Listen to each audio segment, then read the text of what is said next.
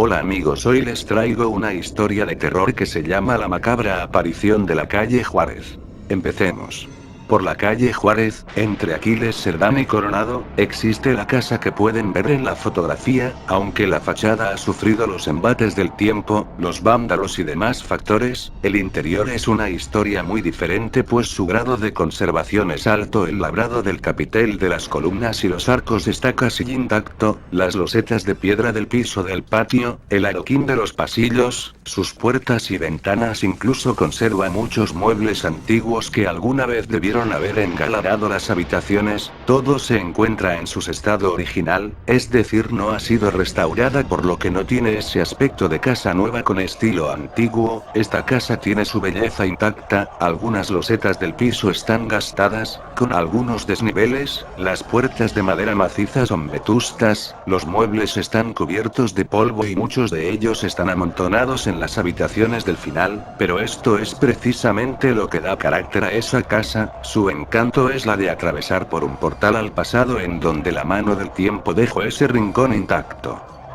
La casa tiene la típica distribución del estilo neoclásico, se compone por el pasillo de entrada que desemboca en el patio central, al frente lo delimitan tres ventanas del comedor de madera labrada y a la derecha albarda de colindancia, a la izquierda está el pasillo con arcos en escuadra rodea los dos lados restantes del patio y en ese pasillo están las entradas a las habitaciones, el pasillo continuo tienen dos puertas son las entradas del comedor y la del cuarto que debió hacer las veces de bodega cobertizo y el pasillo termina en el segundo patio más pequeño donde al lado derecho estaban la cocina y al final el baño. Es necesario imaginar la casa para entender la leyenda que por generaciones se ha contado de lo que sucedió ahí y de cómo el pasillo es recorrido por un melancólico fantasma que parece no tener descanso.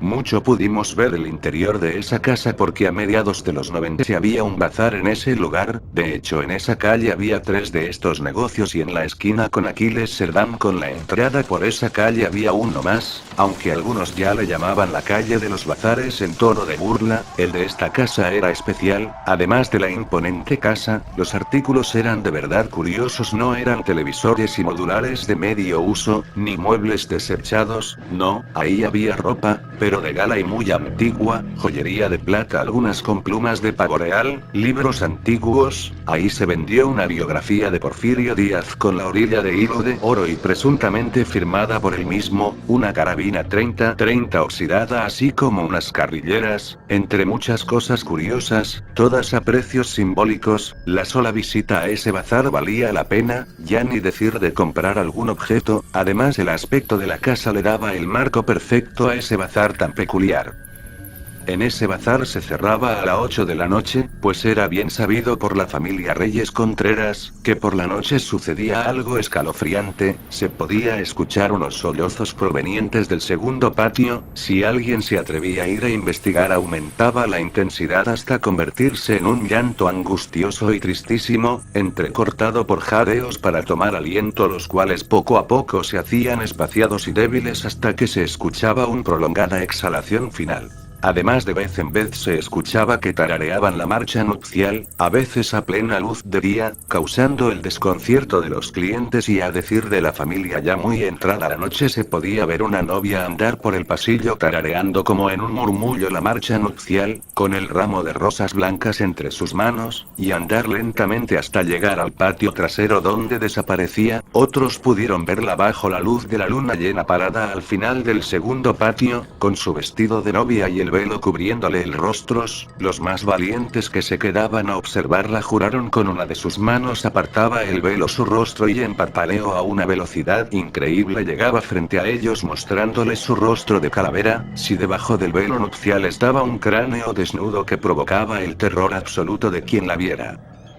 Esto era lo que les contaba don Roberto Reyes a los jóvenes Enrique y César, que eran quienes trabajaban en ese bazar, y al cerrar las puertas, don Roberto les ofrecía un trago a los muchachos mientras les contaba estas historias que producían miedo y fascinación a los jóvenes, que se retaban a ir al patio de atrás a ver si podían ver a la novia fantasma, que al decir de la familia era una tía abuela que fue abandonada el día de su boda, causándole un profundo dolor y una profunda vergüenza que la devastó por completo. La joven ya no pudo recuperarse a ese golpe, se la pasaba en su habitación llorando lastimosamente, casi no comía ni salía de su habitación. Poco a poco el dolor y la soledad terminaron con su cordura, se ponía el bellísimo vestido blanco de corte europeo, tomaba entre sus manos el ramo de flores marchitas y andaba pausadamente por el pasillo de arcos tarareando la marcha nupcial a muy altas horas de la noche en plena oscuridad. Su familia trataba de hablar con ella e incluso de reprenderla, pues era escalofriante verla andando y tarareando de esa manera, pero ella impávida no entendía ni razones ni regaños. La llegaron a estrujar para que volviera en sí, pero ella estaba como sonámbula, como en un trance, con sus ojos muy abiertos, vacíos, enrojecidos por el llanto, con su cuerpo ya muy delgado y macilento. En unas pocas semanas apenas se podía reconocer a la bella joven rebosante de felicidad por su próximo matrimonio. Ahora su familia debatía cómo debían ayudarla, mandarla a un sanatorio o internarla no era una opción en un principio, por temor a los abusos que podía sufrir una joven bella en esas condiciones. Consideraron que el amor y cuidado de su familia era suficiente, pero ahora debido al estado de la joven resultaba claro que debía tener atención profesional, pues su propia familia, sus dos hermanas mayores, su hermano y sus padres también mostraban los estragos de convivir con una demente. Por eso discutían si debían llevarla a internar, pero no hubo necesidad de llegar a un acuerdo, pues esa misma noche encontraron a la joven muerta, con las venas de sus muñecas cercenadas por un vidrio, los cortes bruscos hechos con saña y repetidos en ambas muñecas, incluso las palmas de sus manos estaban laceradas por los bordes del cristal. Una cantidad impresionante de sangre negaba el vestido y corría por el piso del baño. Unos frascos vacíos, de tinta, de perfume, y de los medicamentos calmantes estaban vacíos, los había tomado todos antes de cercenar sus venas. Su intención de morir era irrevocable y el desprecio que sentía por ella misma era evidente. Más que un suicidio, parecía la escena de un violento asesino que con saña acabó con su víctima que había torturado por meses. La pérdida de sangre acentuaba la palidez de su rostro, que debido a la desnutrición que ella misma se provocó lucía cadavérico, con los ojos muy abiertos y muy vacíos, hundidos y ojerosos. La escena marcó a toda su familia de por vida. Jamás supieron si los escuchó y en momento de lucidez escapó al baño para evitar que fuera internada o si simplemente coincidió, pues estaba claro que de una manera o de otra la joven terminaría con su vida. De hecho ya lo estaba haciendo desde el día que la abandonaron. Ya no vivía, simplemente empezó a morir.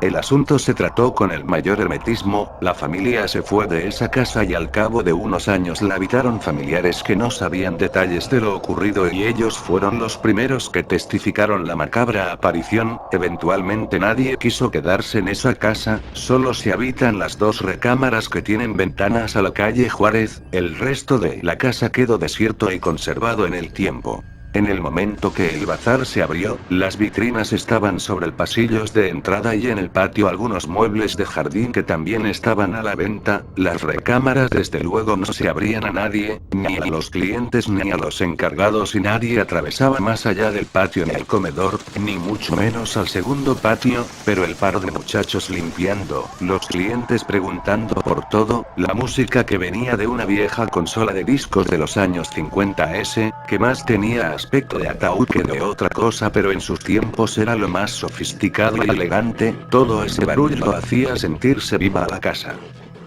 Un día viernes del mes de octubre, ya había oscurecido cuando cerraron las puertas del bazar. Fueron a sentarse en el juego de jardín que estaba en el patio y mientras se fumaban un cigarro, hacían el corte de caja para entregarlo a don Roberto. Iluminado solo por el foco del pasillo de entrada, César se tuvo que acercar a la luz para terminar las cuentas, mientras Enrique, que estaba en la penumbra del patio, volteó hacia las ventanas del comedor y vio un bulto blanco entre la oscuridad y y recordó que don Roberto iría a cubrir con hules algunos de los muebles del comedor, pues había algunas pequeñas goteras. Pensando que era una buena ocasión para asustar a su compañero, esperó a que regresara y tomara asiento frente al para decirle: mira, en las ventanas del comedor se ve la novia. César giró la cabeza y de inmediato pudo ver la silueta y sintió tal impresión que parecía que le jalaban los cabellos desde la raíz. De inmediato apartó la vista de la ventana y exclamó: si es verdad, está agachada con la cara cubierta por el velo, vámonos de aquí.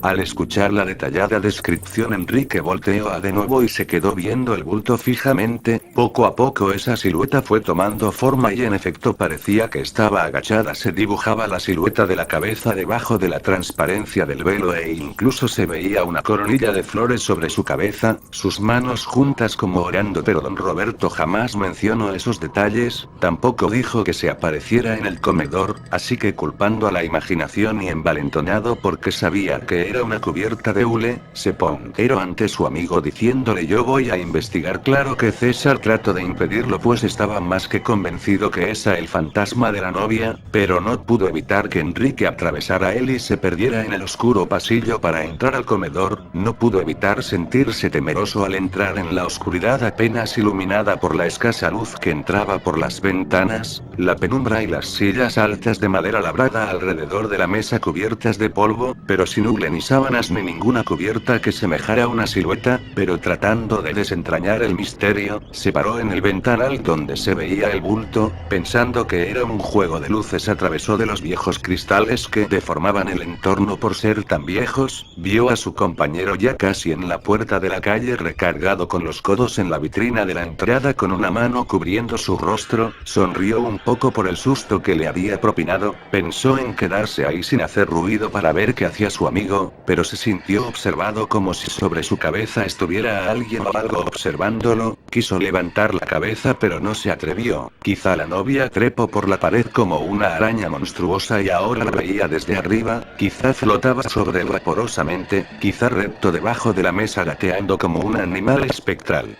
Quizá tenía demasiada imaginación y lo traicionaba en ese momento, por eso decidió salir, y cuando iba a atravesar el patio, con la certeza que no había nada que fingiera la silueta, volteó a la ventana y vio claramente a la novia exactamente en el mismo lugar. No dijo nada, pero solo de pensar que se había parado en ese mismo lugar sentía un escalofrío por todo su cuerpo. Llegó a donde su amigo y sin mediar palabras salieron de la casa sin esperar a don Roberto, mientras se escuchaba un ligero murmullo que tarareaba la marcha nupcial. Cuando recuperaron el aliento, ambos cambiaron impresiones y al día siguiente le contaron lo sucedido, que los escuchó atentamente pero sin demasiada sorpresa. Al final del relato agregó: no sabía que también nos observaba desde el comedor. A pesar de lo ocurrido, los jóvenes siguieron trabajando un par de meses más, hasta que el bazar cerró cuando se vendieron la mayor parte de sus curiosidades. En ese lapso los jóvenes contaron a muchos clientes su experiencia y nunca más se quedaron después de la hora del cierre.